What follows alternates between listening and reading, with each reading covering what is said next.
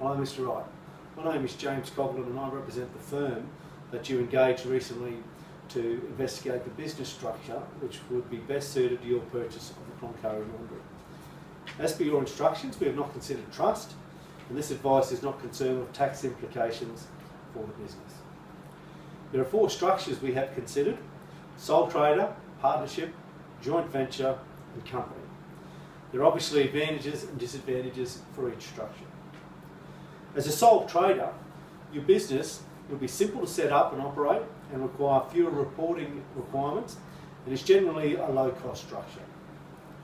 Unlike the other structures, you do not require a separate bank account, so you can use your personal bank account. As a sole trader, you maintain full control and run the business how you want.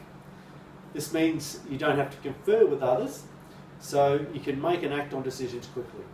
However, the downside is it means you have to make all the decisions.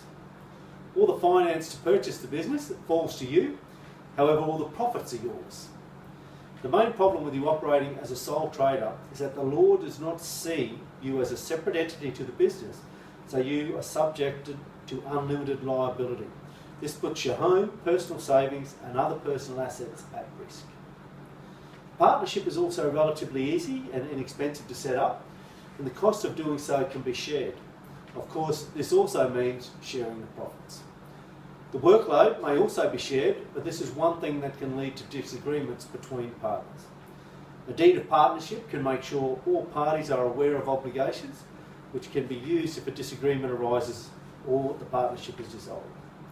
A partner may bring a different area of expertise that will improve the business, and you can share decision making. Obviously, the counter is that you will need to agree on decisions, which would restrict your freedom. The problem with a partnership like a sole trader is that they are subjected to unlimited liability. Unlike a sole trader, however, there is relief in the form of a limited liability partnership, which benefits from the advantages of limited liability granted to limited companies without the encumbrance of shareholders. A joint venture is a business arrangement in which you agree with another party to pool your resources for the purpose of completing a specific task or achieving a specific goal. In essence, a joint venture is a partnership that can take on any legal business structure. Each participant is responsible for profits, losses and costs, but it is a separate entity to the parties that make it up. An agreement sets out the rights and obligations for you and the other party, and includes the objectives, initial contributions, day-to-day operational responsibilities, and the right to profits and responsibility for losses. However, the practical working relationship may not resemble the theory of a contract, as parties intrude on each other's responsibilities.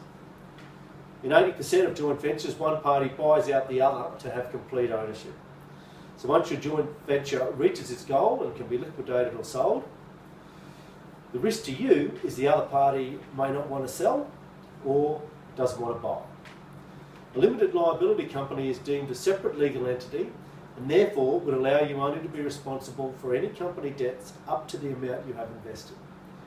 As a separate legal entity from its owners, the limited liability company may be subject to legal action, not you, which provides protection for your personal assets and finances, as they are able to be kept separate from the business itself.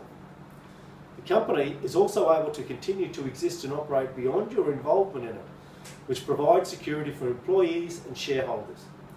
You may also decide employees can purchase shares and become shareholders of the company.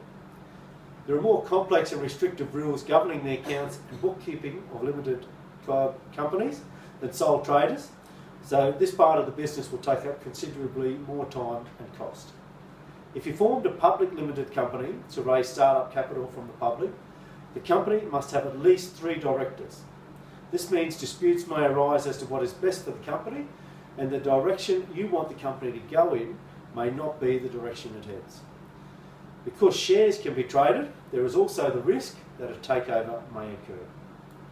A proprietary or private company can be run by you alone, but is unable to trade shares to the public to raise capital. There are advantages and disadvantages for each structure. We've investigated each in regard to the goals and aspirations you voiced when we met to discuss the purchase.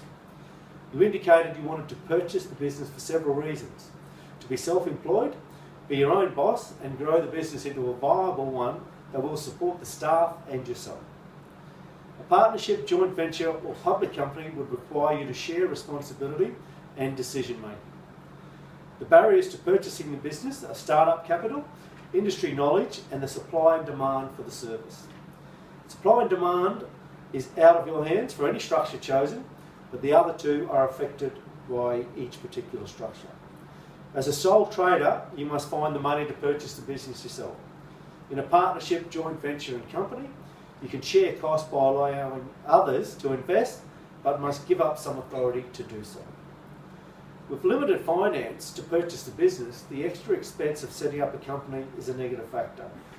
A sole trader business is simple to set up and operate, requires fewer reporting requirements, and is generally a lower cost structure than a partnership. The reporting requirements of a company would also take away from your time to devote to developing relationships with clients and also add additional costs. Unlike a company structure, a sole trader does not require a separate business bank account, meaning you can use your personal one. A sole trader can employ people to help run the business.